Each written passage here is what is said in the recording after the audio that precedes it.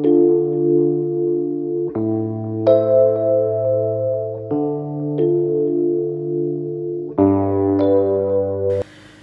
জগতবাসী, আজ আমি শামীম আলী চিশতি আপনাদের সামনে একটি আলোচনা নিয়ে আসলাম।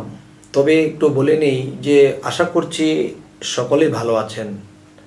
তবে আজকে যে আলোচনাটি নিয়ে আসলাম সে আলোচনাটি হলো, মানুষ এই পৃথিবীতে বেঁচে থাকে ঠিক আছে, কিন্তু দেখা যায় কোরআন অনুসারে, হাদিস অনুসারে বায়াত গ্রহণ করতে হবে, তাই মানুষ পীরের কাছে বায়াত হয়।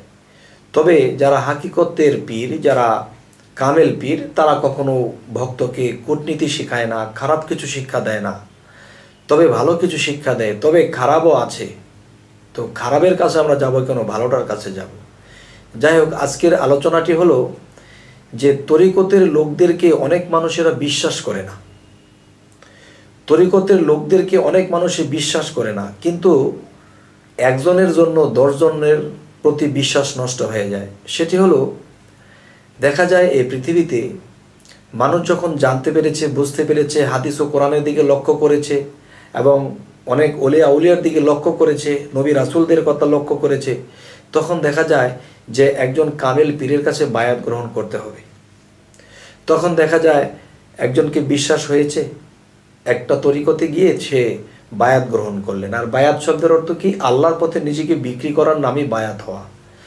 যাই হোক, এখন দেখা যায় সেই মুর্শিদ তাকে ভালো শিক্ষা দিয়েছে, খারাপ কিছু বলেনি, নিজের পরিচয়পত্র দিয়েছে, আল্লাহ যে আমাকে সৃষ্টি করেছে সেই পরিচয়পত্র দিয়েছে, কালেমাটা আল্লাহ কোথায় রেখেছে সেই জিনিসটা দেখায় তাকে বায়াত করা হয়েছে। তো এখন দেখা যায় যে কিছু কিছু ভক্ত মন ঠিক নেই, কিংবা মনের মধ্যে অনেক লোভ নিয়ে এসেছে, তখন চারিত্রিক সমস্যা আছে, কিন্তু বায়াতের সময় যে সে তওবা করেছিল সেই তওবার কথাও সে ভুলে গেছে। তখন কি করেছে? তার ভিতরে নফসানিয়াতের শক্তি জেগেছে। এই নফসানিয়াতের যখন শক্তিটা বেড়ে যায়, তখন সেই লোকটির দ্বারা কোনো ভালো কথা হয় না, কোনো ভালো কাজ হয় না। হ্যাঁ, সমস্তই উলটপালট। যেমন 5 বৎসর 7 বৎসর একজন মুর্শিদের কাছে বায়াত গ্রহণ করেছে, কিন্তু মুর্শিদের দেওয়া শিক্ষাগুলো সে নেয়নি। সে বিভিন্ন কথা, বিভিন্ন কিছু চিন্তা ভাবনা করে জ্ঞানটাকে খারাপ দিকে নিয়ে চলে এবং মহিলাদের দিকে সে কুদৃষ্টি করে। তখন কি হয়? দেখা যায় যে যদি তার মিথ্যা বলতে হয়, সেটাই সে বলবে যে আমি আগের জন্মে এরকম আউলিয়া ছিলাম, আগের জন্মে আমি ইমুক ছিলাম, ইমুকের সাথে আমার, এই ইমুক নারীর সাথে আমার এরকম সম্পর্ক ছিল, এই জন্মে সে আমাকে চিনতেছে না।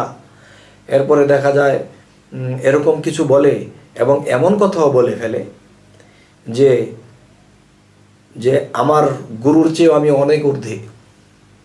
এই যে কথাগুলো বলতেছি, এই কথাগুলো বলার যে উদ্দেশ্য, একজন চরিত্রহীন লোকের কথা এবং চরিত্রহীন একজন তরিকতের লোকের কথা, সে সবসময় নিজেকে বড় করবে, গুরুকে নিচে রেখে কথা বলবে এবং সে তার দৃষ্টি থাকবে নিচে, মহিলাদের প্রতি তার দৃষ্টি থাকবে এবং খারাপ কথা পেলে সে খুব ভালো বলতে পারে, কিন্তু ভালো কথা শুনতে সে রাজি না এবং সে মানুষকে কূটনীতি কথা বলে, মানুষের সাথে খারাপ ব্যবহার করে এবং মহিলাদের দিকে কুদৃষ্টি থাকে এবং গুরুর কথাও মানে না, এমনকি মানুষের সাথে বলে বেড়ায় গুরুর চেয়ে আমি অনেক ঊর্ধ্বে। তখনই বুঝতে হবে এই লোকটার মধ্যে সমস্যা আছে, এই লোকটা চরিত্রহীন, এই লোকটা জ্ঞানভ্রষ্ট, পথভ্রষ্ট। তখনই আমরা এই লোকটাকে বুঝে নেব যে সে যে মুরিদ হয়েছে, সে যে গুরু মুর্শিদ ধরছে, তার চারিত্রিক সমস্যা আছে। তার সাথে কেউ ওরকমভাবে চলবেন না, তার থেকে একটু দূরে থাকার চেষ্টা করবেন এবং অন্যকেও বলে দিবেন যে এই লোকটির সাথে চলবেন না, কারণ তার ভিতরে সেই কাম নামের যেই একটা যৌবনী শক্তি তার মধ্যে জেগেছে। তখন দেখা যায় তরিকতের সাধনা করে না, পীরের কথাও মানে না এবং দেখা যায় বিভিন্ন খারাপ দিকে দৃষ্টি করতে থাকে, খারাপ চিন্তা করতে থাকে এবং নিজেকে বড় করতে থাকে এবং নিজের গুরুকে ছোট করতে থাকে। তখনই বুঝতে হবে যে এই লোকটির থেকে পলায়ন করুন, এই লোকটির সাথে সঙ্গ দিবেন না, এই লোকটির সাথে থাকবেন না। তখন কি হবে যে সে দুষ্ট লোকের মিষ্টি কথা, এমন এমন কিছু কথা বলবে, আপনার ভিতরে বিশ্বাস ঢুকিয়ে দেবে। তখন কি হবে? আপনার জীবনটাকে সে লটর পটর করে দেবে। তখন আপনি কাঁদতে কাঁদতে এই জীবন শেষ হবে। হে জগতবাসী, আমি যে কথাগুলো বলছি এগুলো প্র্যাকটিক্যাল, আমি দেখেছি এরকমটা হচ্ছে। তবে একজনের জন্য তো সকলকে খারাপ বলা যাবে না। যেহেতু একটা কথা আছে, এক আছে দরবেশ, আরেক হলো দর্শে ভেষ। কেউ দরবেশ, কেউ দর্শে ভেষ, আর এই ভেষের নাই কোনো শেষ। তবে আমরা খুঁজে পাবো কি করে আসল দেশ? সেই আসল দেশটি পেতে হলে আমরা কোরআনের দিকে লক্ষ্য করব এবং হাদিসের দিকে লক্ষ্য করব।